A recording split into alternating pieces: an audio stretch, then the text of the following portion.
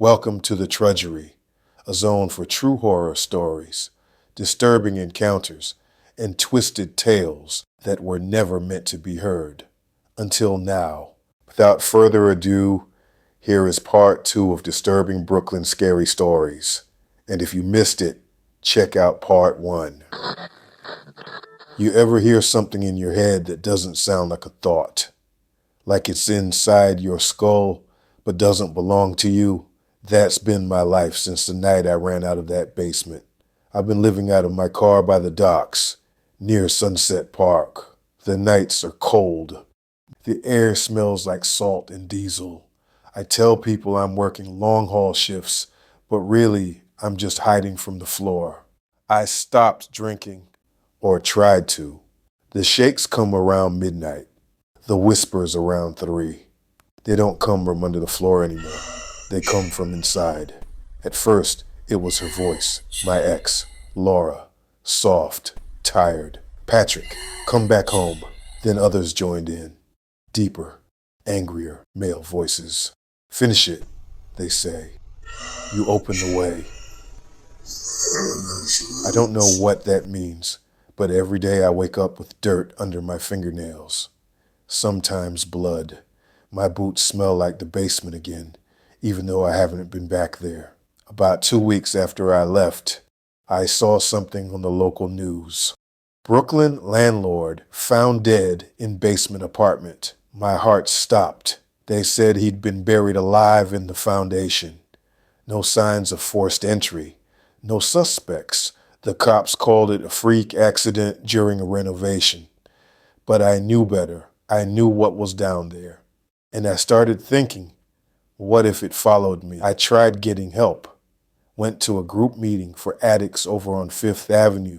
Told this story about the voices, the basement, the eyes.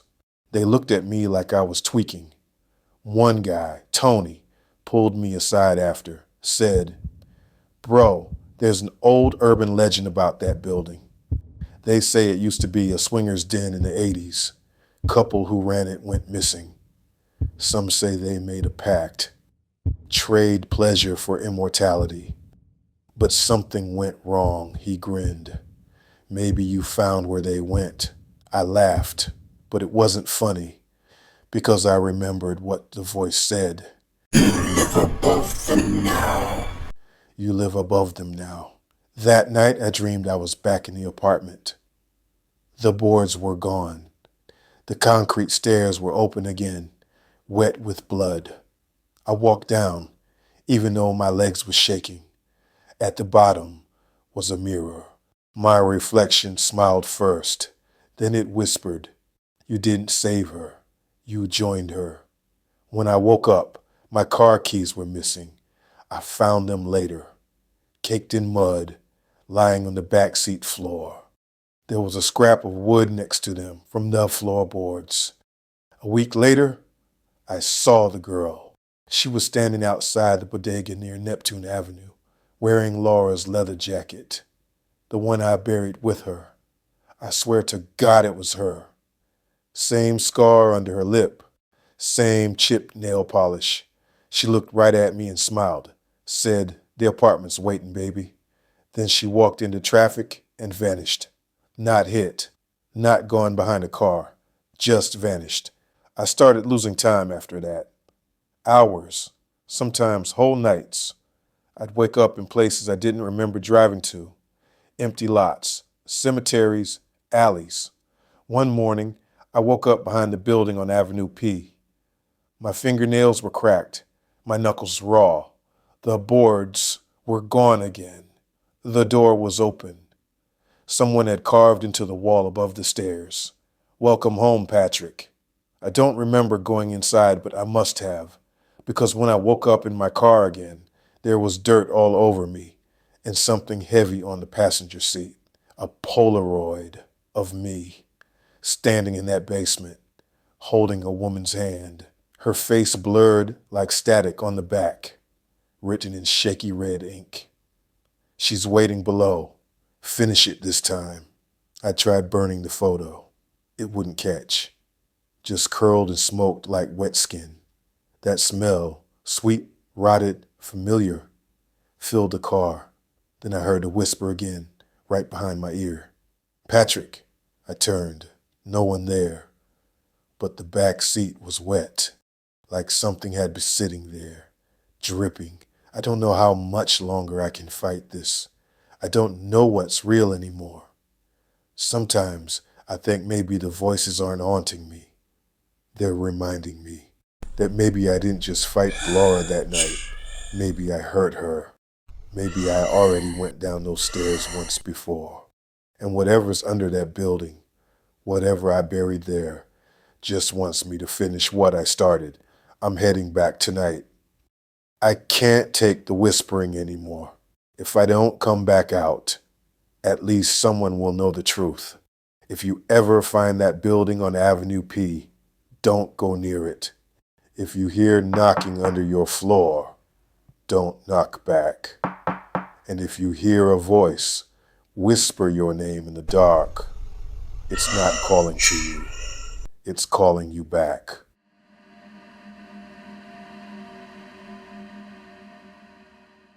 You ever feel like a piece of your past follows you around, like it knows your name? My name's Richie, and after what happened in that apartment, I swore I'd never collect another toy again. I boxed everything up, called a junk guy, and told him to take it all. The trucks, the dolls, the figures, every last cursed piece of plastic. That was 3 months ago. Now I spend my mornings at the Donut Diner on 18th Avenue. Best crullers in Brooklyn, hands down. The kind of place where the coffee's always burnt, and the waitress calls you hon, even if you look like you just crawled out of a grave.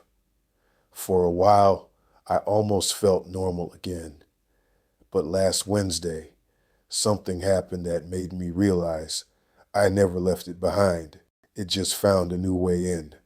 It started small. I was sitting in my usual booth, reading the Post, when I noticed the napkin dispenser. The chrome one by the window. It was facing me, not angled for customers, directly at me, like a mirror. And in the reflection, just for a second, I saw something over my shoulder. A green flicker. I turned. Nothing there. Just a counter, a few old-timers, and a kid restocking donuts. But when I looked back in the reflection, the flicker was still there. 2 tiny green dots, pulsing slow, like eyes. I shoved my paper away and left the diner. Didn't even pay. I just had to leave. That night, the dreams came back same as before. My room, but darker. The air felt heavy again, humming, like before a storm. The toys were there too, only this time they weren't mine. They were different. Donut shop toys, a little plastic coffee cup with cartoon eyes, a smiling donut with sprinkles that never stopped moving.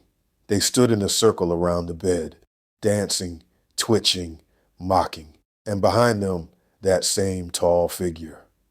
The shadow with hands like smoke.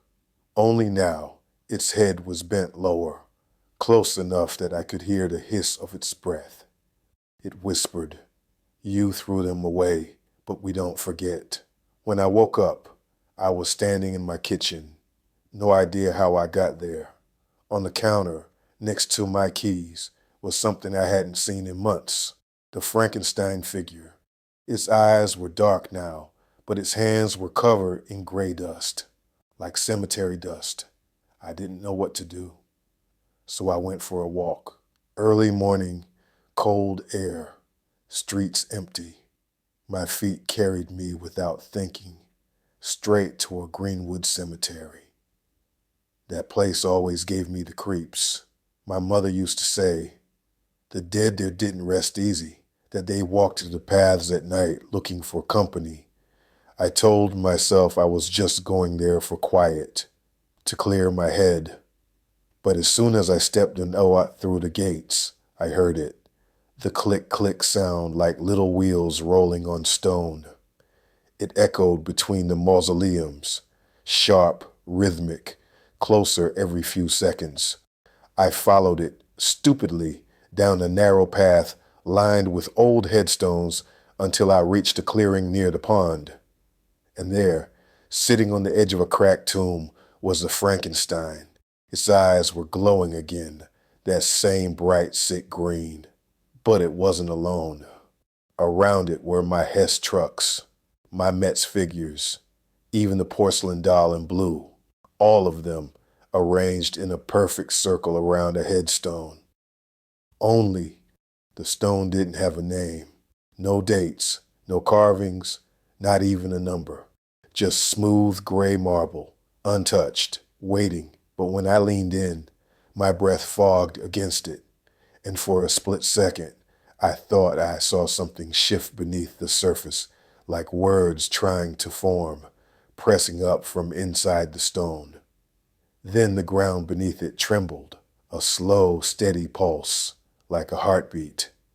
And all around me, the toys began to turn, one by one, until every painted eye and porcelain face was looking straight at me. The Frankenstein raised its arm and pointed, and behind it, that tall, rippling shadow stretched higher and higher, swallowing the moonlight. That's when it spoke, not out loud, inside my skull. A collector never stops collecting. I blacked out after that. When I came to, it was daylight. I was lying by the cemetery gates, head pounding, clothes covered in mud. No toys, no sign of the grave, nothing. But when I stumbled home and opened my apartment door, my shelves were full again, every toy I'd ever owned, perfectly placed. And sitting right in the middle, the Frankenstein, smiling that same plastic grin. So now I go back to the donut diner. Every morning I sit by the window. I drink the burnt coffee. I try not to look in the napkin dispenser anymore. But sometimes when the light hits it just right, I see those two green dots glowing faintly behind me, and I swear I can hear the faint click of little wheels rolling closer, waiting for their collector to come home.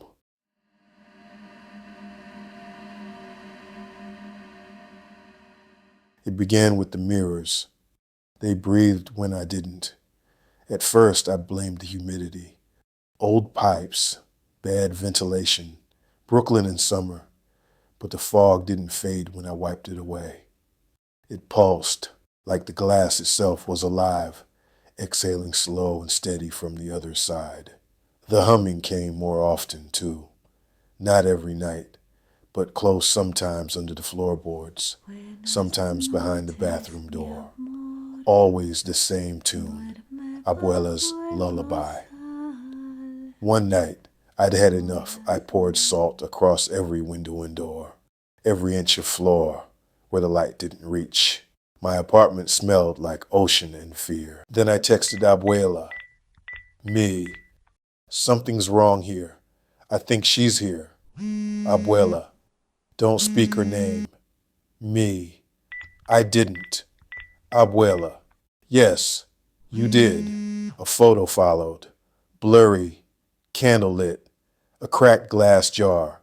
Salt spilling like white ash. That was the last message she ever sent me. By morning, I was on a train heading south.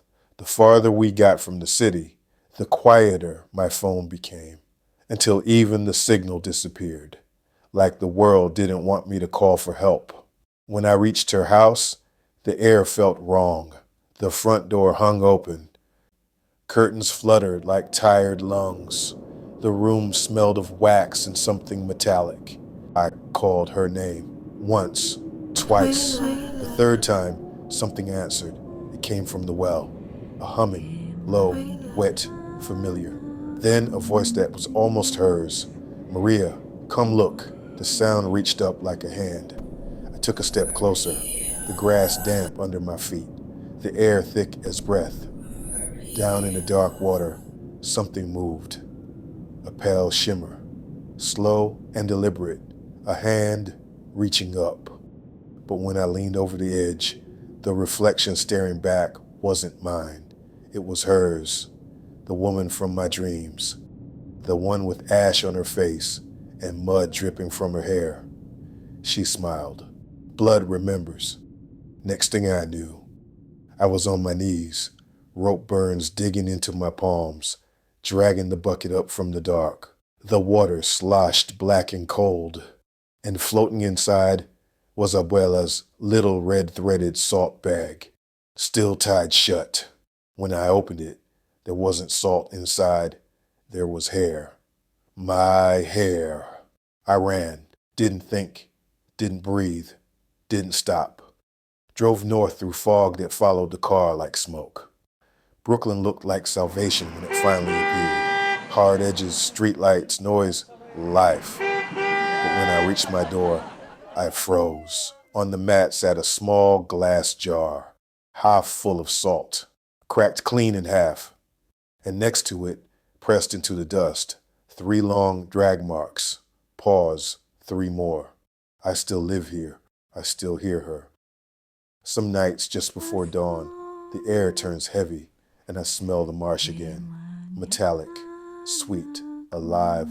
That's when I whisper to the dark, go back, you can't come in. And somewhere behind the door, she laughs.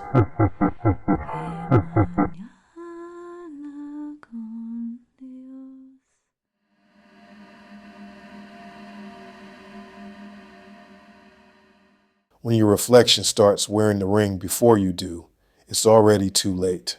It's been 6 days since the ring came back. 6 days of pretending I'm not losing my mind. I've tried cutting it off, burning it, even took a hammer to my own hand once. It didn't bruise, didn't bleed. The metal just hummed, like it was laughing. Now I keep gloves on at work. Tell the guys it's a safety thing. No one asks questions.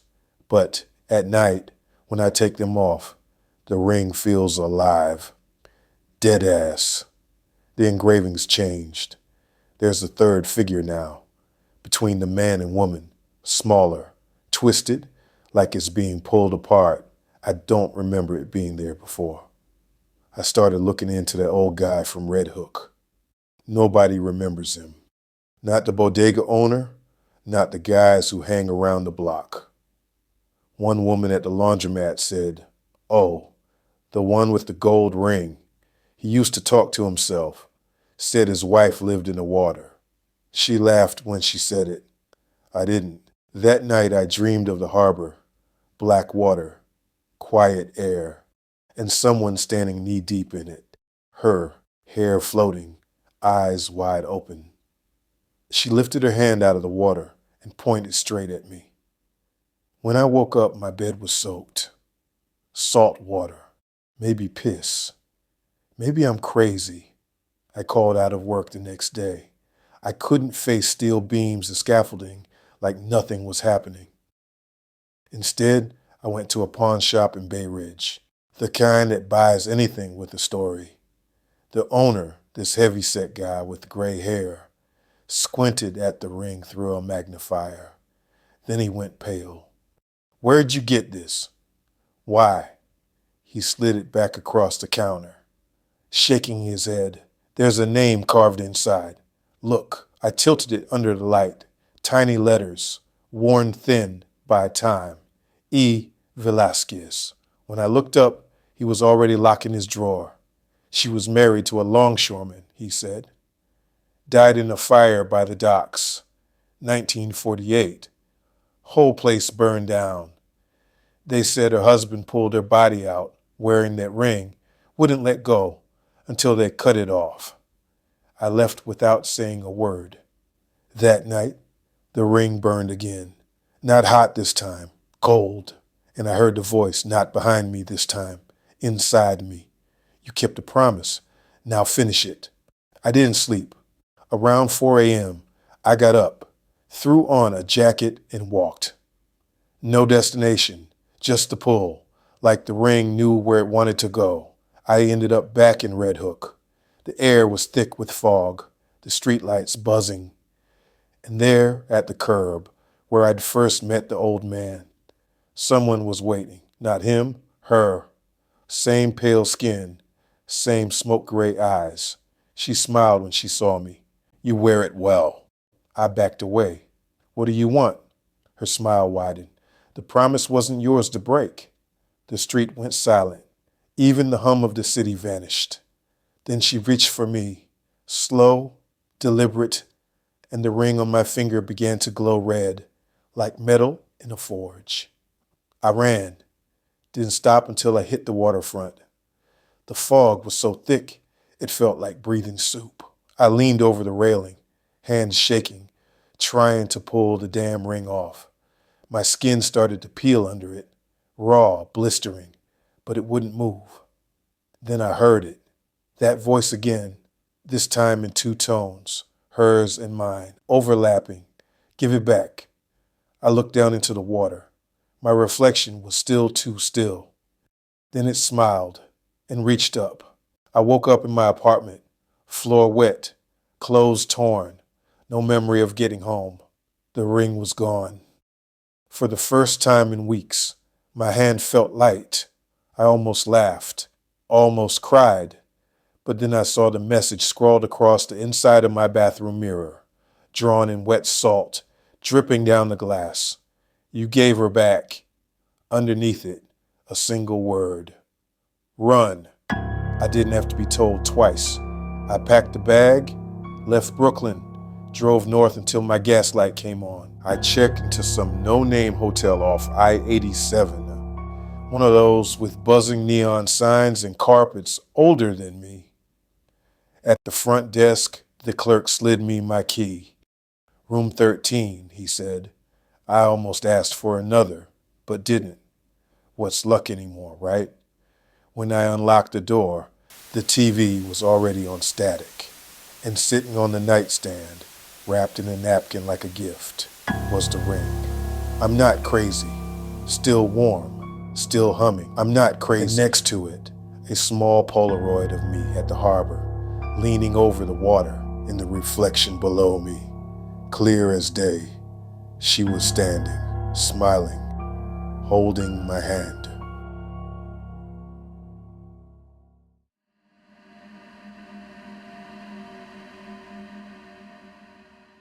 They say mirrors can't lie, but mine's been whispering my name at night. It's been 3 months since Baltimore, since Marcus, since the card that said, you got changed my number, moved apartments, threw out that dresser mirror. But lately, I've been hearing things again.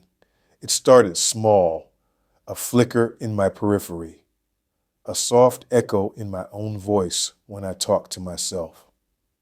Then one night, I woke up to find condensation on the inside of my bedroom window, even though it was summer and my AC was blasting cold. And right there, written in the fog with a fingertip, still lucky, I didn't scream. I just stood there, frozen, my breath coming out sharp. I checked the locks, the fire escape, the hallway camera. Nothing. The next day, I went into work like nothing happened. I had a donor brunch to run for the nonprofit, and my boss, Lila, doesn't do personal drama. But halfway through setting up the gallery tables, I noticed something. The caterer, some new guy I hadn't seen before, was watching me. He wasn't flirting. He wasn't smiling. He just stared. Then, as he passed me a tray, he whispered, "You shouldn't have left." My heart dropped. "Excuse me?" He blinked, confused. What? Like he hadn't said anything. Like maybe it was all in my head. That night, I couldn't shake it. I scrolled through old texts, old photos, trying to find something that made sense of Marcus' social media. No LinkedIn, no record at all. I finally went down a Reddit rabbit hole. Baltimore disappearances near Fells Point. One thread mentioned a local urban legend, the Mirror Man. He shows up to people who stare too long at their reflection and brings someone else back through instead. I laughed it off until I clicked a link to a photo from the original post. It was a grainy police shot of a hotel mirror. Room 312, and right there, barely visible in the reflection, was Marcus. I tried to rationalize coincidence, a trick of the light, but then I got an email. No subject line, no text, just an attachment named Harbor.mp4. It was footage, shaky, nighttime, the Baltimore waterfront, the inner harbor. Then a face came into frame. My face. Except I wasn't there. I'd never been filmed like that. I was smiling, walking with someone's hand in mine. But the man next to me wasn't Marcus. He was taller, wearing a mask that looked like cracked porcelain. When I paused the video, I noticed a reflection in the water. My reflection was looking directly at the camera. That night, I barely slept. I turned all the mirrors to face the wall. Around 3 a.m., my phone lit up with a FaceTime request. Unknown caller. I let it ring out until it started again, over and over. Finally, I answered. The screen was black. Then a voice, low, deliberate, said, You shouldn't have broken the mirror. My phone camera flickered. For a split second, I saw the outline of a hand pressed against glass. Not mine, not from my side. Then the call ended. The next morning, I found a package on my doorstep. No return address. Inside was a small square mirror. Old tarnished edges, faint crack running down the center.